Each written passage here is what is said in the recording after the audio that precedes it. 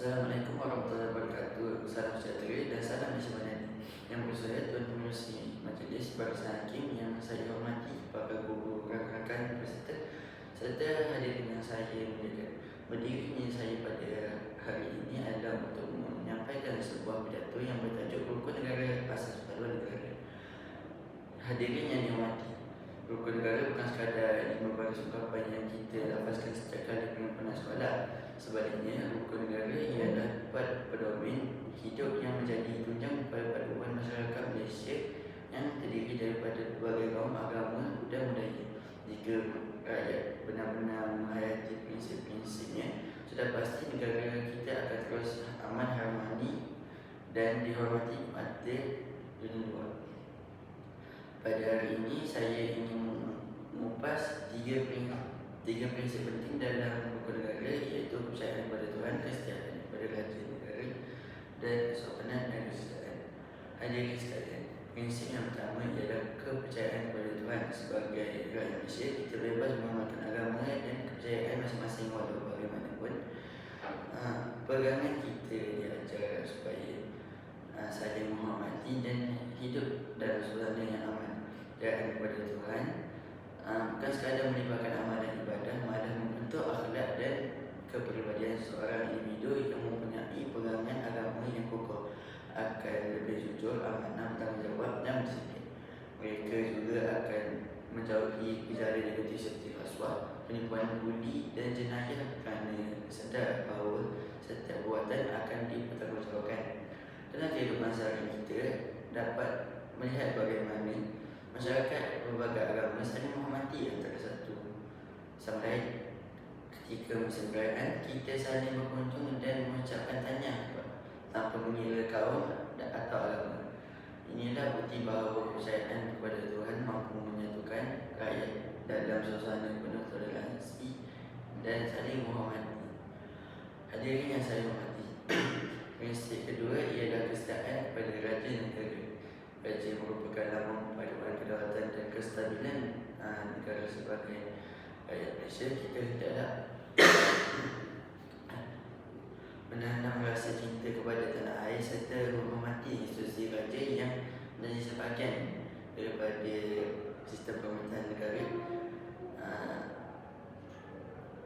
Kesetiaan kepada negara bukan hanya diucapkan melalui kata-kata, tetapi dibuktikan melalui tindakan. Antaranya ialah mematuhi undang-undang, menjaga nama baik negara, menyebarkan ganjil gemilang dengan penuh rasa bangga serta menyumbang tenaga dan idea dalam kedua negara. Golongan belajar juga memainkan peranan penting dalam menunjukkan kesetiaan kepada negara.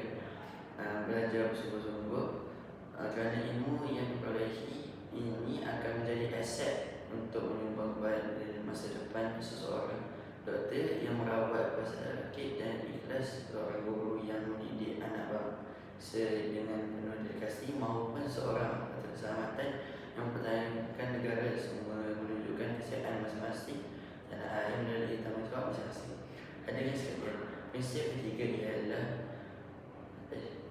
ketiga yang saya ingin uraikan ialah kesopanan dan kesetaraan.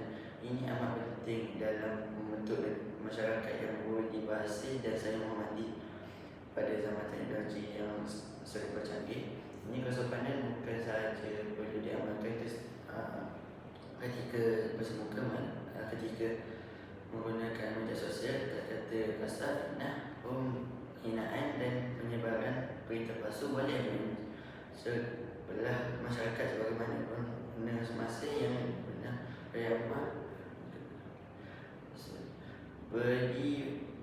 beri salam, mengucapkan terima kasih, menghormati orang yang lebih tua, membantu jiran tamu kaum dan bertolak ansur dalam kehidupan seharian.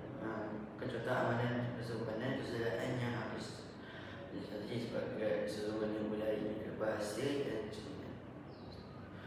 Hadirin yang dihormati, tiga prinsip yang saya telah uraikan tadi berkaitan antara satu sama lain. Kepercayaan kepada Tuhan, membentuk insan yang berakhlak mulia, kesetiaan kepada raja negara. Akhirnya rakyat Malaysia bertanggungjawab serta berhati kesopanan dan kesetiaan menjadi masyarakat lebih bersatu padu dan saling menghormati. Jika ketiga-tiga prinsip ini diamalkan dengan penuh ikhlasan, masyarakat Malaysia akan akan terus menjadi sebuah negara yang aman, maju dan disegani. Perubahan bukan lahir daripada diri sendiri, tapi dibina melalui sikap, nilai dan tindakan setiap rakyat. Sebelum saya mengakhiri pidato ini, izinkan saya berkongsi kata hikmah. Bangsa yang besar ialah bangsa yang menghormati, nilai, memelihara paduan dan mencintai negaranya. Marilah kita bersama-sama menghayati rukun negara bukan sekadar di bibir, tapi diterjemahkan dalam setiap tindakan dan amalan harian. Semoga Malaysia terus kekal aman, sejahtera untuk generasi ini akan datang. Sekian, terima kasih.